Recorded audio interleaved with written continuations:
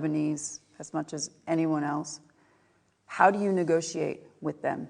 You say you want Hassan Nasrallah to speak to you directly. How do you bring them into some kind of an agreement? It's possible that we meet together, but neither him nor I have the capacity to address the issue of arms, because this issue is way bigger than Lebanon. In Lebanon, under Michel Suleiman, who is the predecessor to the current president, the issue of the mutual defense strategy was raised. In other words, Hezbollah shouldn't remain free or using arms whenever he wants and wherever he wants, and shouldn't be capable of deciding wars in Israel, in Syria, in Iraq, in Yemen, with disregard to the government, the president, and the parliament. So the idea of mutual defense strategy was raised, but it wasn't realized. President Aoun, in taking his oath, mentioned among the first points the mutual defense strategy, but it didn't even get discussed. And President Aoun today is almost around the end of his mandate. Hezbollah, like the army, or any other army in the world, is not entitled to make a decision or decide to go into war or peace, but it is the state is the one that decides. In Lebanon, this is first an internal step. But the cause of Hezbollah and the arms is much bigger than Lebanon and has to be addressed on the international level. Personally, I met once with Hezbollah and we discussed issues that don't have anything to do with arms because this is something that is beyond us. We can talk about other issues.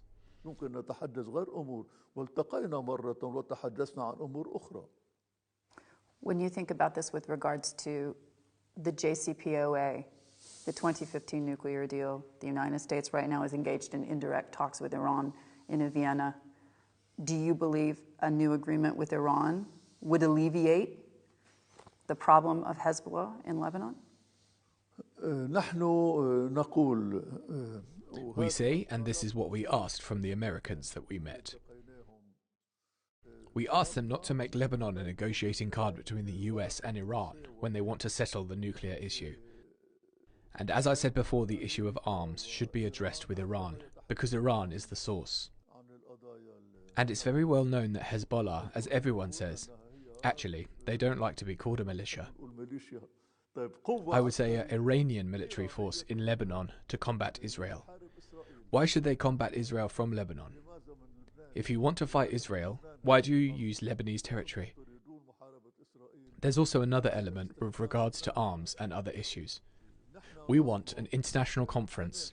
We also want the Security Council to take resolutions around the arms issue and the militias that exist in Lebanon.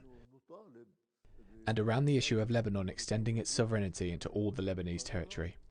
There are as well two major resolutions, 1559 and 1701, that were taken by the Security Council, so on that level these issues should be addressed, and not on the internal Lebanese level. This should be taken into consideration. When you talk about international partners, the French tried to help Lebanon and failed. The Americans are working very hard to cut a deal with Iran. Who do you see as your international partners in trying to resolve the situation in Lebanon today? The international community, i.e. UN-backed conference in which specifically the permanent members of the Security Council are represented. There's also something called GIS, International Group of Support for Lebanon. During the mandate of President Suleiman, the objective was to support Lebanon economically by the 5 permanent members of the Security Council, plus Germany, Italy and Britain. So these are the countries involved in this process. And these are the countries who should take responsibility if you want peace in Lebanon, and not only in Lebanon, because Lebanon is the point of entry of peace in the Middle East. Lebanon is also the point of entry to stability in the Middle East. If we really want stability in the Middle East, this should go through Lebanon. Peace also goes through Lebanon. That's why the issue of Lebanon should be addressed. I mean, it's been described to me, Lebanon's the patient on the operating table. and Hezbollah is the cancer. How do you get rid of the cancer without killing the patient? How do you do that? Because you know Lebanon, you know Hezbollah better than anyone. Is it possible? Because it seems as if they've got all the leverage. Sure, I want to repeat, there is a problem in Lebanon. And this problem needs to be addressed. And it can only be addressed by an international conference in all of its aspects. I don't want to use words that can harm anyone, but I say there is a problem in Lebanon and the country is not moving forward. It's stalling. We cannot move forward.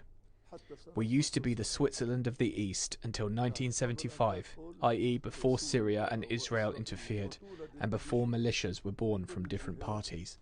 We used to be the Switzerland of the East in its full meaning. Not because of the beautiful nature of Lebanon, but also with wealth, prosperity, growth, and I witnessed that personally.